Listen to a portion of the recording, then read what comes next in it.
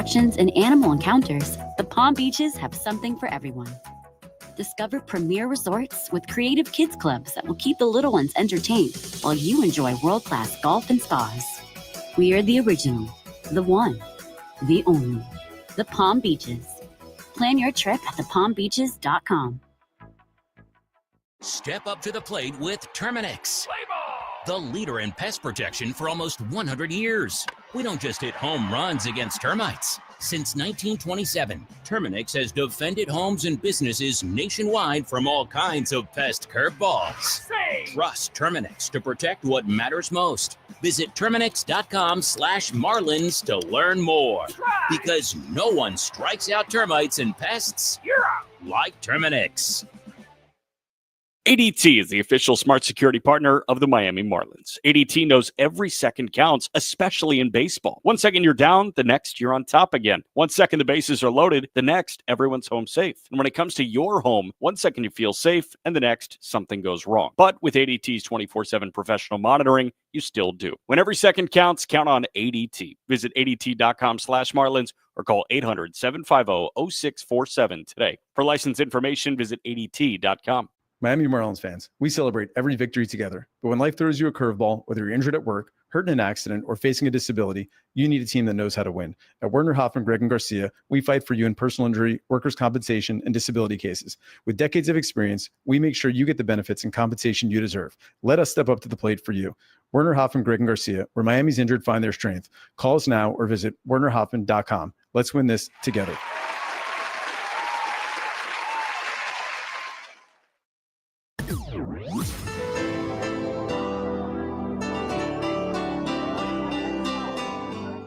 Thanks for listening to Miami Marlins Baseball. Marlins Baseball is brought to you by ADT, the official smart security partner of the Miami Marlins, and Norwegian Cruise Line. Experience more at sea. With the 10th Inning Show, here's the voice of the Marlins, Jack McMullen. Well, the fish fall to the St. Louis Cardinals on Tuesday. Yes, Tuesday. In the middle match today, 7-4. The final score. It is that time of the year right now. Jack McMullen, Kelly Sacco here taking you through the 10th Inning Show here. Listen, Edward Cabrera, he started today. The St. Louis offense, it seemed like they had a plan of attack, and it was just paper cuts. It was singles. They had 11 hits, their front 11 hits against Edward Cabrera, all singles. They had a plan of attack. They executed perfectly tonight. They did. What I saw all night long against Edward Cabrera is them taking his sinker into right field. Yep. 11 singles, death by 1,000 paper cuts. You put it so perfectly during the game. That's exactly what they did. They didn't try to do too much. They weren't trying to swing for the fences against Edward Cabrera. They said, hey, you're going to get the sinker. When you get the sinker, let it travel, take it the other way. Yeah. And that's what they did. And it just was one of those nights again for the Marlins, unfortunately. So Cabrera, of the 12 hits that the Cardinals collected tonight, 11 came against Cabrera. Cabby looked a little human today. And he did. He only walked one. It seemed like he didn't really have the feel for the curveball. Yeah. And you know, like there were some defensive miscues today as well. There was a tough pass ball and a really tough time for Agustin Ramirez. He's had a week to forget so far.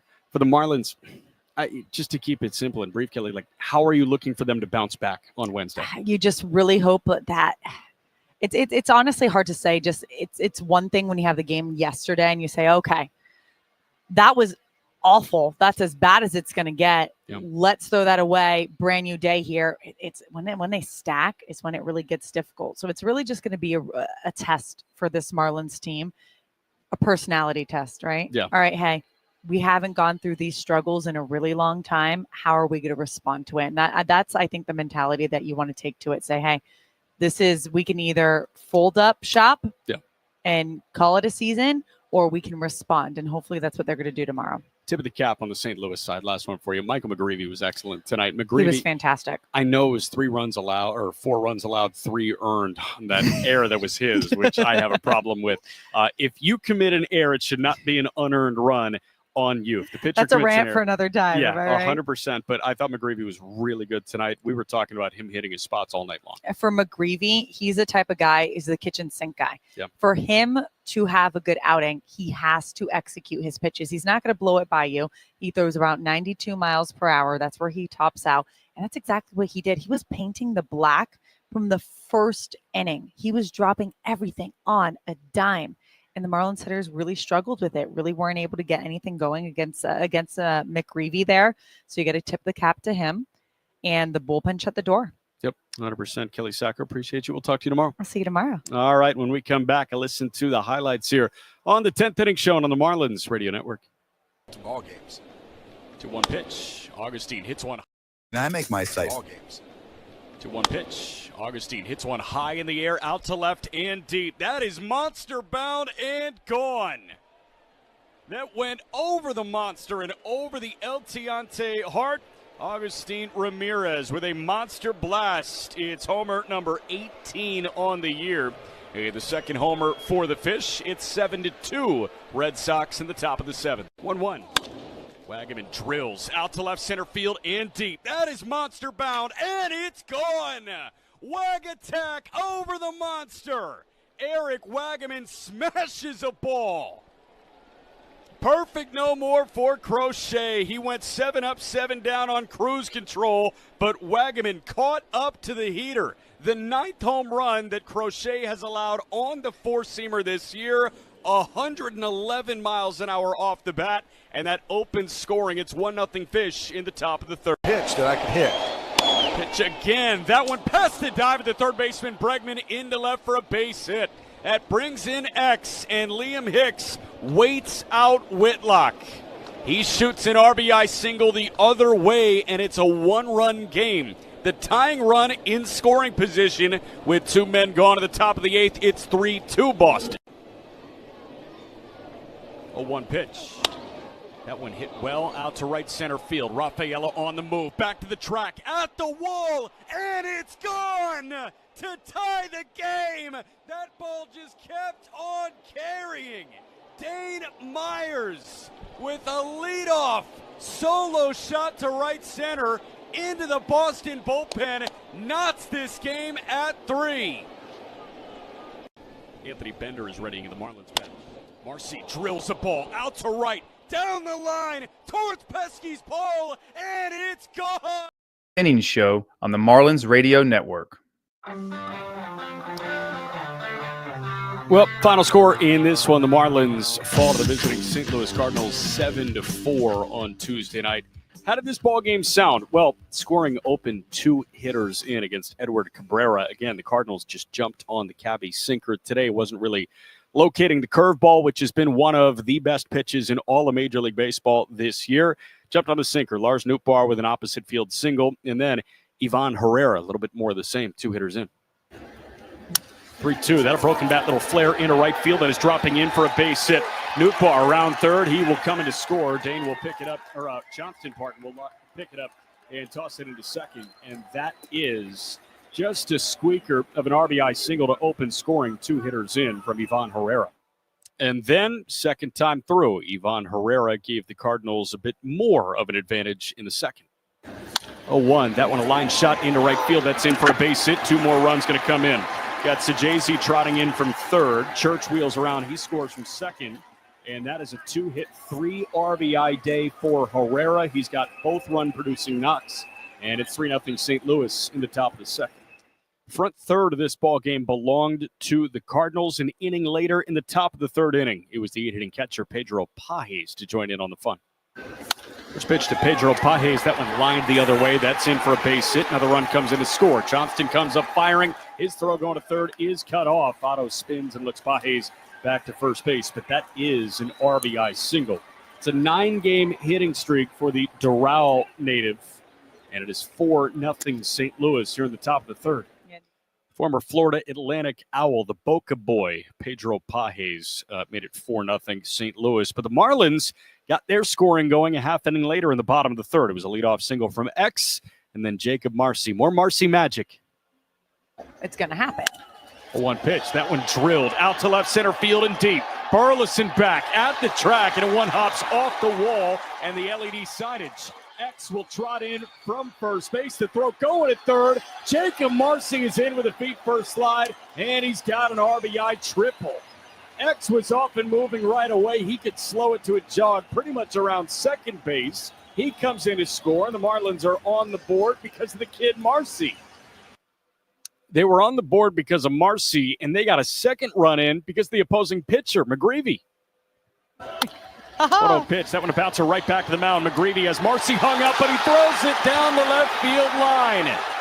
Michael McGreevy fired over to third base. It got down the left field line. Augustine pushes to second. Marcy comes in to score from third. And miscues galore from the Cardinals this inning. That plates another run, and it's 4-2 St. Louis in the bottom of the fourth. So that is how the game got tight. But unfortunately, the Cardinals expanded on their lead in the top of the fifth because of an unfortunate miscue from the Marlin catcher, Agustin Ramirez. 2-2 from Cabby to Pajes. That one cut on and missed. It popped out of Augustine's glove. Sajazi broke for the plate, and he will score. And oh, by the way, Pajes pushes to first. First base was not occupied, so he reaches on that strikeout and a passed ball. That is a drop third strike, and that allows a run to come in to score. It literally popped in and out of Agustin Ramirez's glove. He was kind of caught up on the heel of his glove. It kicked away from him a little bit. Pajes missed. He then sprinted towards first base. He got there in time, and everybody up 90 feet. A run comes in. It's 5-2 St. Louis, and Clayton McCullough. Yeah, that was a tough one. And then Clayton McCullough lifted Edward Cabrera from the ballgame. That was the pitch that chased him from the game. Cade Gibson then came on. Nathan Church, who's still looking for his first major league hit, he put a bunt down with a runner at third, and it was successful. A one pitch. Church tries getting a bunt down. He does. First base side. Wagaman picks it up. He tosses 2X at first base to get the out, but another run comes in. It is a productive RBI for Nathan Church on a 3-4 putout. That is the first major league RBI for Church, and it's 6-2 St. Louis in the top of the fifth. Sacrifice bunt. 3-4 the scoring. Again, RBI. But in the bottom of the sixth inning, the Marlins made this thing tight again thanks to Otto Lopez. First pitch to Otto Lopez. That one a line shot right past the dive of the second baseman, Sajazi, into right center. Two come in to score. X from third, Augustine from second, and Otto Lopez plates two. RBIs 57 and 58 for him on the year, and it's a two-run game again. 6-4 St. Louis in the bottom of the sixth. About a half inning later, Thomas Sajazi gave the Cardinals all the breathing room they would need. First pitch from Cade. Sajazi hits one well out to left field, spinning Hernandez around. He makes the catch that is deep enough to plate win from third base. A sacrifice fly is out number two, but that makes it 7-4 St. Louis in the top of the seventh. Oh, that was how the scoring held. Riley O'Brien came on in the ninth after a 1-2-3 inning from Sponson in the seventh and a 1-2-3 eighth from Romero in the eighth. O'Brien walked the first two guys he saw, but then he got Wagaman to strike out, got Johnston to strike out, and then Maximo Acosta rolled out to end the ballgame.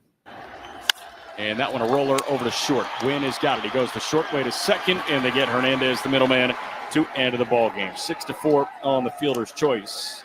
And St. Louis locks up a series win. They take game two, the middle match of this three-game set, 7-4, the final score on Tuesday night in Miami. That's how this one sounded. When we come back, we'll hear from the skipper, Clayton McCullough. 10th Inning Show continues next on the Marlins Radio Network. Visit Migasu. Last week, he got the win and the payoff pitch. X hits one high in the air and deep, out to right. There's no doubt about this one. Homer number 2 on the year for X-Man, and Xavier Edwards did not miss a stitch. Who knew he had this in him? 104 off the bat, 402 feet out to right field, and a leadoff homer for power threat Edwards. Open scoring right away. Stowers at third, Otto at second. 2-2 to Jacob. On the way. And Marcy drills a ball out to right and deep. A line shot. Nearly gets to the concourse and gone. Out to right. He got a hanging sweeper and he did not miss it. Second homer of his career. Second homer against Gavin Williams in the first. And the Fish are pouring it on. 2-2. That one drilled again, out to right and deep. That thing is gone. Marcy looks over to the first base dugout, pumps his fist, and now points towards the bullpen. Jacob Marcy, 3 for 3 with a pair of homers and tied no more. Gabby made a sign. 2-1. That one hit high in the air, out to right center field, pretty deep. Schneemann is back at the track, at the wall, and it's gone. Graham Pauley, he's heating up with the power stroke. His 4th homer on the year and his 3rd homer of the week. Graham Pauley gives the Fish some breathing room with a solo blast. It's 7-4 Marlins in the top of the 6th. In every clubhouse now. 1-0 pitch. That one lined into center field. That is in for a base hit. X can practically walk home from third base. Kyle Stowers gets right. His first hit of the night is an RBI single, and it's another run. It's 8-4 Marlins in the top of the 6th. Seventh inning show rolls on here on the Marlins Radio Network. Marlins fall to the St. Louis Cardinals 7-4, the final score on Tuesday. Let's hear from the skipper, Clayton McCullough, after this one. Cabrera tonight was a career high, 11 hits. We talked a lot about how getting ahead is such a key for him, but what allowed St. Louis to really pounce on him tonight and kind of hit the ball around a little bit? I think St. Louis did a nice job of staying inside of his mix. Like they got some. While some of the hits weren't of the hardest, but their ability to stay inside it and use the other side of the field. So they probably gave him a chance to check off on some secondary pitches and get themselves into better counts. So I think they did a nice job. So I think they had a really good approach coming into this against Cabby, and I think from Cabby's end, he just wasn't able to get his secondary pitches in the strike zone as frequently as he has in some outings when he's really had it going. And I think, he just got into some, counts there where, had to come more plate. And I think they did a good job of checking off on some pitches, and then it just didn't seem like he had as great a feel for his curveball tonight, landing in the zone and his slider. So I think, I give Cabby a lot of credit for on a night where, it was a little bit more uneven. The pitch count really got up there in the early part of this game. They got some runs early on him to buckle down and at least try to give us as many outs as he could in a game where he certainly didn't have his what we've seen is his typical control and command of his secondaries. On the other side of the battery, a couple nights in a row here for Gus where he struggled a bit behind the plate. For you guys as a coaching staff, how do you I guess continue to help him improve in that regard behind the plate, but also, mentally keep him, above floating while, he's continuing to get reps back there in game? Yeah, we're going to continue to rally around Gus because believe in the person and the ability. And it's been a couple of tough nights for Gus. And I would sit here and go that I would imagine all of us and anyone out there listening has had a couple tough days in a row at work. And I know what Gus is going to do, and that's he's going to show up tomorrow. He's going to keep his head up, and he's going to go out there with Joe, and he's going to go right back to work. And he might have a pass ball tomorrow. And you know what? That's the way this is. It's an unrelenting game, and Gus is tough and able to handle this. And so we believe he'll continue to get better, and there are going to be other days or some stretches like this potentially. And that we believe in, and I do. I believe in the person, and I know Gus wants to continue to get better, and he knows that he needs to get better. But he's joined the club. That's all of us that are inside this clubhouse and in this organization. On the other side of things, Maximo Costa playing third base for the first time in his professional life, gets a bunch of action early, makes some plays, 3 straight plays in the 8th inning. What do you think of his night at third base? Yeah, he moved well. I mean, the first one coming in, making a few plays on the run, started a nice double play going to his glove side. So, for someone who's played that almost, none at all and had very little even practice reps over there to get out and handle some chances like he did. I think he speaks more, his overall defensive ability and the athleticism he has, and why we, like him so much, as we move forward, is someone that can, handle a multitude of positions, and we think going to play high caliber defense. You haven't seen him since, I guess, the news happened to Bender. How long have you been dealing with it? What's sort of the time frame? Yeah, the shin, it's been bothering him for 6 weeks or so or more. Like it's been, manageable where between him and the medical staff been able to keep him going, and hope with a couple of breaks he had that this would dissipate some. And he felt it the last day in Boston after that appearance. Coming back, it felt worse for him. So he went in there and let our guys know, and like it was time to go get a look at this to see what more was going on, and glad that he did. I think we called it at a point where not letting it get any further, but Anthony felt like that was the time that this one just felt a little bit different to him, and so yeah, we're going to miss Anthony. I think you look at his entire body work this year, and man, he really put together a really fantastic season, and unfortunate to be missing Anthony, but it will do. Someone else will have to, guys will have to step up and contribute. Was that it this season? That'll be it for Anthony this season. Just, I guess one of the guys that stepped in, Cade, just probably right off the plane type of thing. Just how did his efficiency maybe dictate how deep you're going to come and go?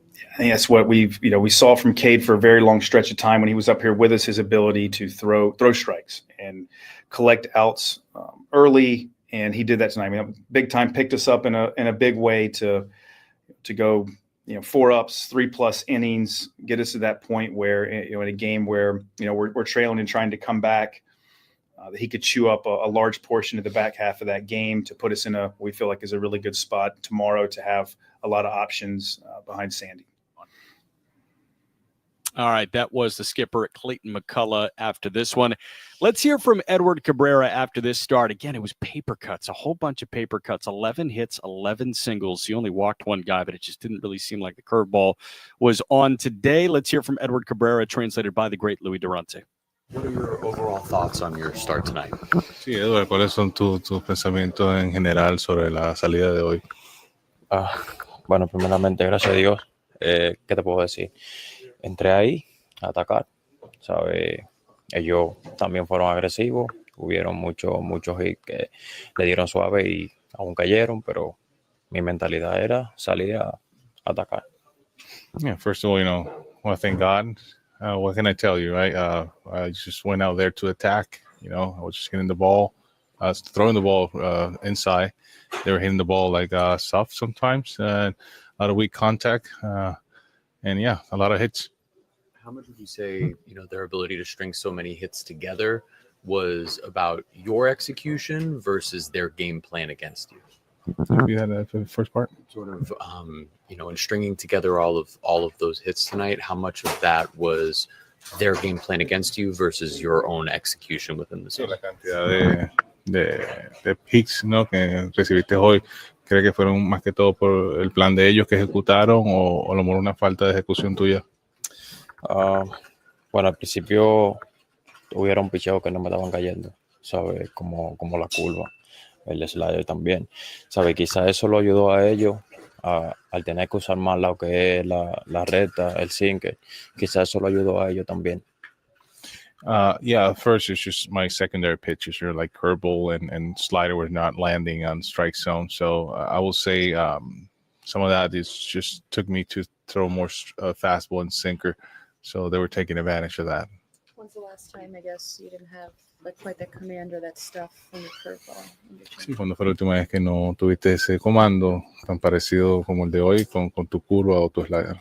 No recuerdo, ¿no? Sí, I don't know. I don't know. I can't remember. So, I guess moving forward, what can you take away or learn from this start? Sí, moviéndonos hacia adelante, ¿no? Hacia el futuro, que te lleva de esta salida y que vas a hacer para la próxima. Seguir haciendo lo que hago cada vez que salgo ahí, que es a dar lo mejor de mí, ¿me entiendes? Y eso es algo que uno se lo lleva para aprender, ¿me entiendes? Yeah, you got to continue moving forward, give all I got, my best every time I'm in the mound, and just learn from it. Did you notice anything different about this time around? I know you faced them 3 weeks ago, the St. Louis Cardinals. Sí, notaste algo de los Cardenales, algo diferente, ya después que te enfrentaste con ellos hace pocas semanas. No, ellos igual fueron agresivos cuando jugué contra ellos en casa de ellos. O sea, no noté nada diferente. Ellos fueron agresivos, solo que la cosa me salieron un poco mejor a mí, pero ellos se han mantenido agresivos. Nothing different. I think it was the same aggressiveness since my last outing. They were very aggressive last time I was there. I think things were better for me last outing in San Luis than this one. Was Edward Cabrera, translated by the great Louis Durante. After his start today, again, 11 hits, 11 singles against Cappy in 4 1/3. It was a 7-4 loss for the Fish. Steve-O has the nose blown. Is the Dayquil taken, or are you waiting for the NyQuil? We've debated whether this is an allergic sore throat or a cold sore throat. I can confirm it's allergic at this point. And I think Benadryl is drowsy, so you're good. You can go do Benadryl, and then I'll do my takes next segment. Yeah. And I'm going to clock out. All right, perfect. All right, we'll talk to you guys in 2 minutes. 10th inning show concludes next on the Marlins Radio Network. You needed some more production, and then you turned it into guys who are going to be now producing when you need them to. 1-0 pitch. Augustine lines into right field. That's in on a hop for a base hit. X rounding third. He's coming home. White's throw going to the plate. A little bit offline and just a touch late. And X comes in to score, standing up from second. With 2 men gone, it's an RBI single for Augustine Ramirez, and the Marlins on the board again. It's 6-2 in the top of the 4th. Opposite of Texas's concern with him. They thought that he was going to be in an insane amount of pain. Yeah. Pitch to X. That one stung. Past the dive of the second baseman. Albies into right center for a base hit. Myers will score from second base, no problem. And Xavier Edwards got to 300 last AB. This time he pushes to 301. Afternoon, getaway day at 1:35. Jen Powell calls balls and strikes. 3-1. That one sprayed into left field, down the line. Long run for Profar. He's still moving. That drops in. It's a fair ball. Hernandez was drifting towards third. Now he gets the run around home, and the throw coming home is late. That was a line hunter. Profar is explaining to the third base umpire, Chris Guccione, that he thought it bounced to the right of the chalk, or the left of the chalk, I should say. Yesterday has hit the skids a bit for his last few games. And the 1-2, that one cracked into right center. That is in for a base hit. That's going to keep on rolling for a while. Marcy around third. He comes in to score, and that's Major League RBI number 2 on hit number 3 from Troy Johnston. Stretching Cappy maybe 10 pitches further than you would if you were on 4. 0-1. Hernandez lifts that one high in the air, out to left and deep. Profar is back at the track. It is gone. Into the Marlins bullpen. Big Bert again, his 7th home run of the season, and it's a 2-run shot, 5-0 Fish in the top of the 5th.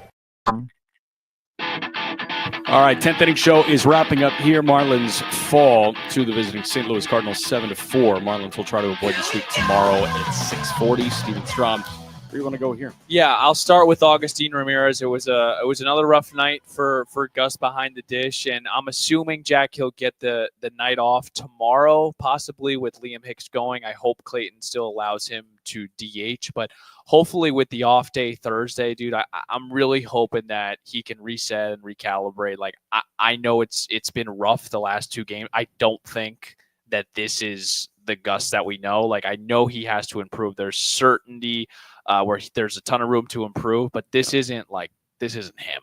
I don't think. So I'm hoping tomorrow, Clayton puts him in as a DH and Liam Hicks can catch Sandy and, allow that off day to breathe, reset, work with Joe Singley and just get back on Friday night. The second thing, my message to the Marlins, dude, is like, they're going to have to dig deep. And I like that they're going to have to dig deep and figure out what the identity is of this offense. Yeah. And then defensively to clean it up and increase this level of diligence. Kyle Stowers being out, you feel it. Like every single time I look down at the lineup, it's like you felt good with 25 home runs in your lineup. I mean, you just did. Without him, it feels different. It looks different, but it's also an opportunity to build and find your next, I'm not going to say Kyle Stowers, but your next guy that can hopefully put you on your back. And I believe Augustine Ramirez can do that, Jack. Offensively, I believe he can carry this team for a couple of weeks. I really do. It's in there, but obviously defensively is where it's lacking. Final thing, Sandy Alcantara tomorrow, and I said this in Marlins Rewind, he's got a chance to put on his cape. he needs to will this team to a win. This team needs to feel a victory going into Thursday. And Sandy coming off, I think, and we both agree, his best start of the season, 6 innings, 1 run in front of 38,000 and Boston. Yep. Really great opportunity for Sandy to kind of open up the closet and put on that old cape that was Sandy and go, 7-8 innings and carry and will his team to a victory, not allow Clayton McCullough to go to the bullpen, get a couple of runs. The other thing, score first tomorrow. You got it. In these moments, man, you need to win like every little thing. Score first, punch first, respond first, shut down. Tonight stunk because you got back in the game.